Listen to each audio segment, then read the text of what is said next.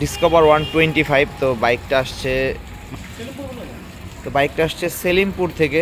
তো ডিসকভার 125। তো বাইকের ফুল সার্ভিস করবো আমরা। তো বাইকের পার্টসগুলো আমরা খুলে নিছি। তো এখন আমরা বিভিন্ন জায়গায় যেগুলো সিল করে দেই আমরা, যাতে পানিগুলো না যায়। তো আরও কয়েকটা জায়গা আছে যেখানে টেপিং করে দিই। তো সব কমপ্লিট করে আমরা বাইকটা ফার্স্টে ওয়াশ করব। তো 3টা স্তরের ওয়াশ আমরা করে দিই। তো প্রত্যেকটা পার্টসও আমরা আলাদা, ছোটো ছোটো যে পার্টসগুলো নেই পার্টসগুলো আলাদাভাবে ওয়াশ করে দিই। তো ছোটো ছোটো যে কাজগুলো পাবেন। তো এর আগে অনেকেই ডিসকভারের ভিডিও চাইছিলেন, আসলে ডিসকভারের ভিডিও আমাদের পেজে ওইভাবে নাই। তো আজকে ডিসকভারের ভিডিওটা করে দিচ্ছি। তো ফার্স্টে আমরা বডি পার্টসগুলো আলাদা করে এটা ক্লিন করব। ক্লিন করার পরে কি কি কাজ পাবেন সাথে থাকবেন, দেখাবো। প্রথম স্তরের আমরা একটা ওয়াশ করি। এটা হচ্ছে যে ময়লাগুলো থাকে, এই ময়লাগুলো আগে বের করে দিই পানি দিয়ে ভালো করে হাই ফোর্সে। এই ওয়াশটা 15 থেকে 20 মিনিট ওয়াশটা করে আমরা ময়লাটা সফট করে নিই। আর এছাড়াও বডি যে প্লাস্টিকগুলো থাকে, বডি প্লাস্টিকগুলো ওয়াশ করা হচ্ছে। তো এরপরে আমরা লিকুইড দিয়ে ক্লিন করব। আমরা লিকুইডটা দিয়ে দিব। এখন লিকুইডটা দিয়ে কিছুক্ষণ রাখবো।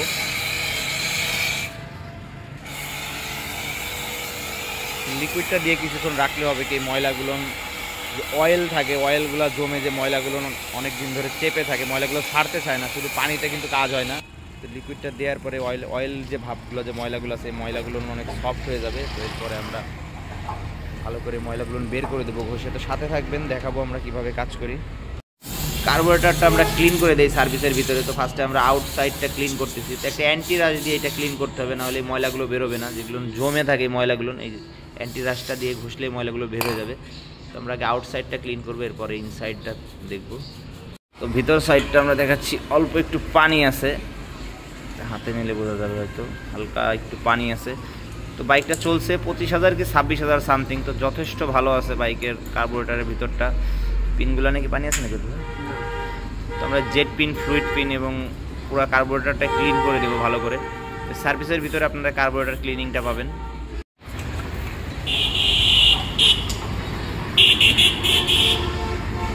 লিকুইডটা দিয়ে কিছুক্ষণ রাখার পরে আমরা এখন ভালো করে ক্লিন করব, ব্রাশ দিয়ে ক্লিন করব। চেন কভার থেকে শুরু করে প্রত্যেকটা পার্টস কিন্তু আমরা এভাবে ভালো করে ক্লিন করব। আর বডিটা ক্লিন করা চলতেছে অলরেডি। তাই বডিটা ক্লিন হবে 1 ঘন্টার উপরে। যেখানে যেখানে ময়লা আছে প্রত্যেকটা জায়গায় আমরা এভাবে সুন্দর করে ক্লিন করব। আমাদের সময় দিবেন আপনারা, সময় দিলে আমরা ভালো করে কাজটা করে দেওয়ার চেষ্টা করব। পুরা বাইকের প্রত্যেকটা জায়গায় কিন্তু আমরা এভাবে ক্লিন করব। চাকা থেকে শুরু করে সামনে পিছনে যেখানে যেখানে সম্ভব সেখানে এইভাবে ক্লিন করা হবে।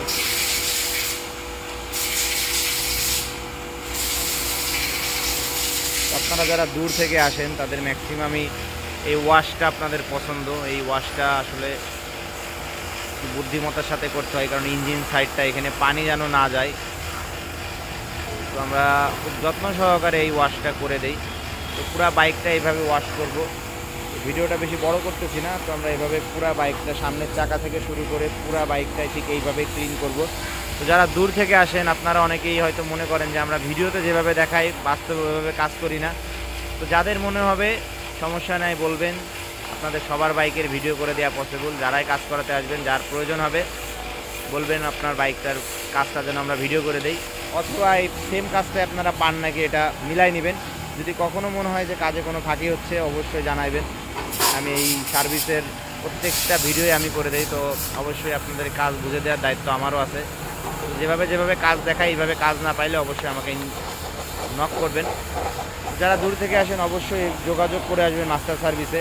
তো ভিডিওটা বেশি বড় করতেছি না। তো এইভাবে আমরা পুরো বাইকটা ওয়াশ করব, বাইকের প্রত্যেকটা পার্টসও এইভাবে ওয়াশ হবে। এছাড়াও কী কী কাজ পাবেন সাথে থাকবেন, দেখাবো। ফুয়েল ট্যাঙ্কিটা আমরা ক্লিন করে দিব। তো আগে ফুয়েলটা ফেলে দেখব। ট্যাঙ্কিতে মনে হয় না খুব একটা ময়লা আছে। তারপরে আমরা পুরো ফুয়েলটা ফেলার পরে দেখাবো। ফুয়েলটা যথেষ্ট ভালো আছে, হালকা একটু পানি আছে। তো এটা স্বাভাবিক, এটা থাকবেই। তো বেশি ফুয়েল ইউজ করলে হবে কি, এই যে এই ময়লাগুলো আসবে না। দেখেন ট্যাঙ্কিতে হালকা জং আসছে। তো এই সব সময় ট্যাঙ্কি যদি অল্প অল্প ফুয়েল ইউজ করেন, ট্যাঙ্কিটা কিন্তু আস্তে আস্তে বড় ধরনের জং আসবে এবং বাতিল হয়ে যাবে। তো এটা স্বাভাবিক, কোনো সমস্যা নাই। তো ফুয়েল ট্যাঙ্কিটা ক্লিন করবেন মাঝে মধ্যে। তো ওয়াশের পর আমরা প্লাগ এবং যে জ্যাকগুলান আছে, প্রত্যেকটা জ্যাক ভালো করে হাওয়া দিয়ে পানিগুলো বের করে দেই।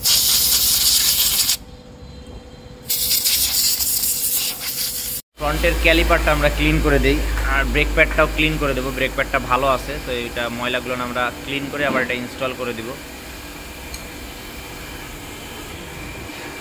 ব্রেক প্যাডের ভিতরে একটু জুট ঢুকায় মোড়া দিলেই ময়লাগুলো বের হয়ে আসবে।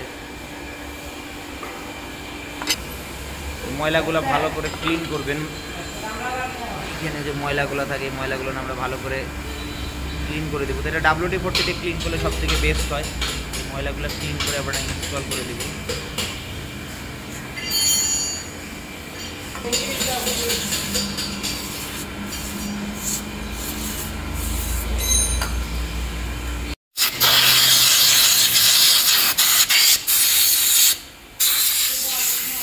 সামনে এবং পিছনের ড্রাম ব্রেক শুটা দুইটাই আমরা ক্লিন করে দেবো। তো ক্লিন করার পরে হচ্ছে মেন গ্রিস করে দিবেন। ক্যালিপারটা গ্রিস করে দিলে মেন হচ্ছে পিস্টনটা, ক্যালিপারের ভিতরে যে পিস্টনটা থাকে এই পিস্টনটা যদি সঠিকভাবে না খেলে, এই পিস্টনটা সঠিকভাবে না খেললে কিন্তু ডিস্ক গরম হয়ে যাবে এবং ব্রেক থেকে একটা শব্দ হবে, কিচকিচ শব্দ হবে। তো আমরা এটা পরিষ্কার করার পরে এইভাবে সুন্দর করে গ্রিস করে দেবো ফ্রন্ট এবং রেয়ার। তো এই ড্রাম সাইডটাও আমরা ক্লিন করে দেবো। এখানে যে ময়লাগুলো জমে সেটা WD-40 দিয়ে ক্লিন করে দেবেন। ক্লিন করার পরে ভালো করে মুছে তারপর ইনস্টল করে দেবো। সার্ভিসের ভিতরে আমরা ছোট ছোট দিকগুলো আমরা দেখার চেষ্টা করি সব সময়। আমাদের সময় দিবেন, সময় দিলে আমরা কাজটা ইনশাল্লাহ ভালো করে দেওয়ার চেষ্টা করব। উপর দিয়ে WD-40 প্রেস করি আমরা। প্রেস করলে ভিতরে ময়লা থাকলে পরে ক্যাবেলে যত ময়লা থাকে ময়লাগুলো বের হয়ে আসবে। তো এক্সেলেটার ক্যাবেল, ক্লাস ক্যাবেল দুইটা ক্যাবেলে আমরা ক্লিন করে দিই এইভাবে। দেখতে পাচ্ছেন প্রেস করলে যে ময়লাগুলো থাকে ময়লাগুলো বের হয়ে আসে। তো একটা ক্যাবেল এইভাবে ক্লিন করে নিলে আবার অনেক দিন চালাতে পারবেন। ফ্রন্টের স্টিক এবং রেয়ার স্টিক দুইটাই আমরা গ্রিস করে দেই। অনেক সময় ক্যাচ ক্যাচ শব্দ হয়, এই স্টিকগুলো গ্রিজিং করা থাকলে এই শব্দটা হবে না। তো এই সার্ভিসে এই ছোটো ছোটো কাজগুলো করতে অনেক সময় লেগে যায়। যেটা আমরা ফ্রন্ট এবং রেয়ার দুইটাই এইভাবে গ্রিস করে দেই। তো আলহামদুলিল্লাহ বাইকের কাজটা কমপ্লিট করা হয়েছে, খুব শর্ট টাইমে করা হয়েছে। ভাই আসছিল 7টায়, এখন বাজে 11টা বাজতে অল্প কিছুক্ষণ বাকি আছে। তো এটাই একটা বাইকই ছিল সকাল থেকে, যার জন্য মোটামুটি 4 ঘন্টাও লাগে নাই। তো সবাই মিলে কাজ করা হয়েছে। তো যারা দূর থেকে আসেন একটু হাতে সময় নিয়ে আসবেন, আর স্ক্রিনে দেওয়া নাম্বারে যোগাযোগ করে আসবেন। ভালো থাকবেন।